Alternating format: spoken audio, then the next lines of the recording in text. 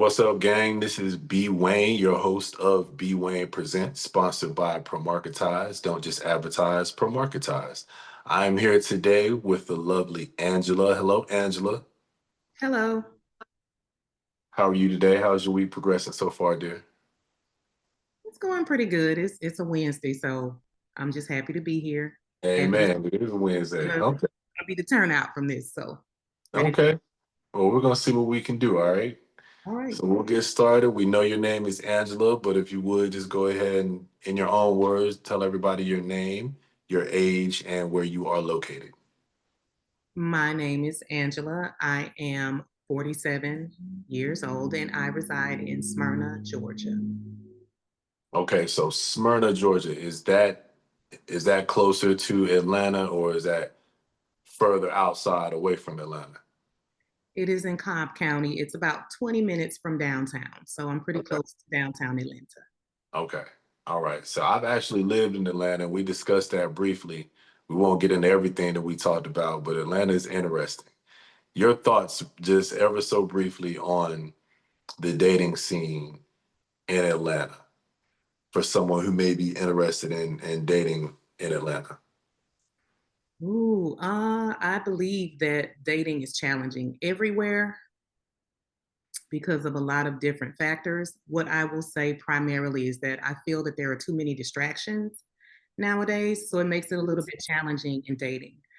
Men aren't approaching women as much. People have more distractions because they're distracted by their phones and by social media. So it just makes it a little bit more challenging to put the phones down and have those interactions. So I think that's something that makes it really challenging to date. What was your last relationship? How long have you been single? Have you been single for a while or? About 2.5 years. Okay. All Mhm. right. Do you feel like you're in a good place? You're ready for dating? You're ready to meet somebody healthy Ab- emotionally and all of that? Absolutely. I think with every situation, you have to take some time to do some self reflection. So after that situation, I was able to look back and do some development, take a look at me, take a look at the situation. I feel like I was able to leave the experience, but I took away the lesson from it. And I was able to kind of expand on working on myself emotionally and to get myself to a place that I was ready to actively date again. I commend you because I don't know that. Well, I know that not everyone does that. Not everyone takes the time to reflect, to get that last relationship up off of them, so to speak. They want Mhm. to jump right into something else, and it just perpetuates a cycle of Mhm. toxicity and dysfunction in relationships. So I commend you on taking that time to heal. What were some of the Was the relationship a positive, healthy relationship, or was it an unhealthy relationship? What was the most challenging thing about getting that getting past that relationship? It was a pretty good relationship. I think the biggest takeaway or the biggest challenge were some of my expectations. I think I had a certain expectation and limitations that I had placed on the relationship that I later learned that it was, I think, more of a matter of me trying to control the situation by allowing certain things or not allowing certain things. So, and again, I learned that after the fact, I was able to do some, be introspective and take a look at what part I played, what part they played, and able to just grow from that and evolve. So, it was a positive experience. It's just that I know want to go forward how to avoid those pitfalls and the things not to do on to go forward. So let's talk a little bit about who you are. A little segue from what you learned from the relationship, and as you took that inventory and you began to kind of get to know yourself again, what did you discover about yourself, about who you are as a person, as a woman, and what you're about? Hmm. I learned that sometimes I could be a little over accommodating, so or auto accommodating, shall I say? And with that, sometimes that would lead to some negative experiences. And when I say auto accommodating, let's just say something like Um, if I have a party planned and someone says, "Oh, well, I can't make that time," then I'm automatically looking to try to adjust the time. When I have 25 other people that are coming, there's one that says that they can't make that time, and I'm trying to adjust the schedule for one person when they didn't even ask me to do it, right? They just said, "I can't make that time," but I'm trying to control the outcome of the people that come. So I'm auto accommodating to try to make everything fit because I wanted to control it. So that was something that I took away from that experience. And I realized that I think a lot of people do it. It's really something that it's something that you're doing out of care or out of concern, but it's something that they didn't even really ask you to do. So I'm being more mindful of not doing that and just making sure that I'm getting yin yang in my relationships, give, take, push, pull, all of that. What are your passions? What are you most passionate about? Hmm. Music, love it. I don't know where we would be as a society if we didn't have music. Now, granted, the music has changed severely these days, but music is my everything. You know, without it, I think this world would be pretty sad. So I love music. What genres? Ooh, my favorite. I think we had some really good music in the 80s. I want to say 80s pop. I'll even go back to some 70s. We can go back to the disco. I love my favorite group is Earth, Wind, and Fire. So I would say maybe later 70s, 80s music I love. Let's Groove Tonight is a bop for me. I love 80s soft rock. I Mhm. love Paul and Oates and Phil Collins and Uh-huh. take it up, of course, to like 90s and 2000 R&B back when you had Jodeci, Jodeci, yeah, Shy, yeah. Boys to Men, Mhm. Silk. I could go on all day. I I could love go on all all day. of that, all of that. And it's almost like some of my passion for music, it almost kind of stops at a certain point because I just haven't graduated to this new stuff. A lot of this new stuff now probably as trendy as I'll get is Jeezy because anybody knows me knows that I love Jeezy, but he's not necessarily new school. He's more, old school. But Usually it's definitely old school. We have gotten to that age. We have gotten to that point where Jeezy is old school hip hop at this point. But I yeah, mean, this is what it is. But Jeezy, yeah, Jeezy, Pac, Big, all of mm, them dudes. Those are now like we knocking on classic. Like Wu Tang, I think is about to do another album. And I was like, Jesus, like when the last time Wu Tang put an album out? Like them dudes is like Social Security age. Like, yes, yes, Medicare. but that's what we came up on. So that'll always be a first love. Always, always, and it was good music. It, Absolutely. Let's talk about hobbies. What are you into? We know you love music, you're passionate about music. Do you have so we know you don't mind throwing a party, you talked about that. What other mhm. hobbies and interests do you have? Well, aside from I don't know, aside from music, I guess I can get in the kitchen and cook a little bit. So I enjoy cooking. I travel periodically. I'm not a huge travel person. Maybe it's because I don't have a travel partner. But when I do, I like to travel. I like art. So, I like to go to a museum every now and again. But really, for me, I think what I like most is just stimulating conversation. If we can talk, we can laugh, we can banter, any situation is good for me if we can do that. How tall are you, Angela? 5'7". Okay. Let's talk a little bit about your ideal person. Okay. Do you have a type? And if you do, what's your type? Who's your ideal guy? Types don't work. Uh, I think it's all about, for me, it's about having similar values, right? So we have to be in alignment with our values, and that can come in any package. I've dated shorter, I've dated taller, I've dated all different kinds. So that's not a particular thing with me. It's really about what you value, what you want, where you're trying to go. So if you're asking in particular, I think it's how they make me feel, right? I want to feel prioritized. Um,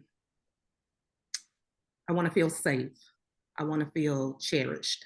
So I want to feel, I want to have a good feeling when I'm with that person. So, that could be a plethora of things. So there's not really a particular type. So you're open to whatever. If they know how to treat you, they know how to carry and conduct themselves, obviously. Ditto. Ditto. So yeah, it's all about, and I don't really say what I'm looking for exactly because you have to sit back and observe a person. Because if you tell them what you want, they're going to be those things, right? So you show Right. up as you are, and then you let that person make a decision.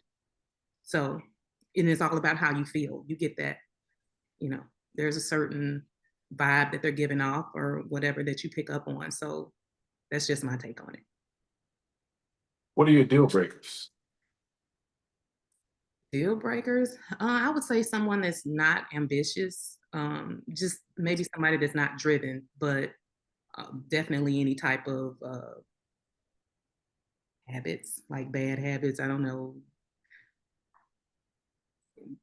drinking too much, um, someone that's not honest. Yeah, integrity is big for me. So um, yeah, that's probably it. Someone that's negative. That's another one. I think they call it nagging. Somebody that just kind of, I don't know, they nag, and I can't. I want somebody that's positive, upbeat, and that's just looking, somebody that wants to work on the relationship and just have fun and be in the moment and not focus on the negative. Children. You got babies? I got a grandbaby. I have a 4-year-old grandson, and I have a 20. Um, my son will be 26, and my daughter will be 25 next month. So those are my babies. But my baby is my grandson. That's a I whole, bet he's spoiled rotten. You only have the one grand? just the one. Oh, Yes, he's spoiled rotten. he is. He is. And everybody that knows me knows that. I assume you're not interested in having more, or you cannot have any more kids. You don't want to date a guy with young kids. I don't prefer it.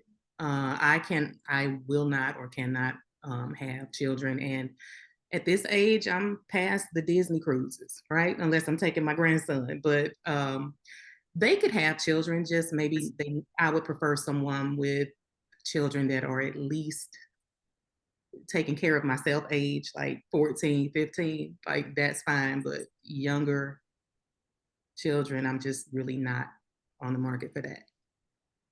What have you found to be? Have you done a lot of dating? Have you attempted to do a lot of dating in the couple of years that you've been single? And if so, what have you found to be some of the more challenging aspects of dating?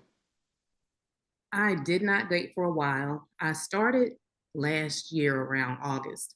So from August to December, I actually did a TikTok on this.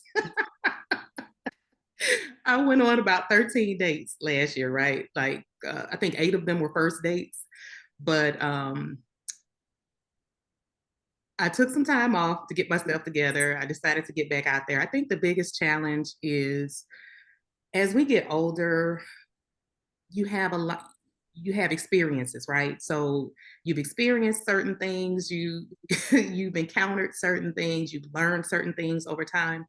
And I think our patience is a little shorter as we get older because some stuff, I look at all these TikTok videos and everything, and they're hollering about red flags and all of that. Everything is not a red flag, right? Some things are just things that probably need to be addressed. But what I have found with the biggest challenge dating, because I was primarily online because I don't get out much, right? So that's the part of the issue. A lot of the guys had, I think they are easily distracted, and I think a lot of them are not really recognizing the value in commitment.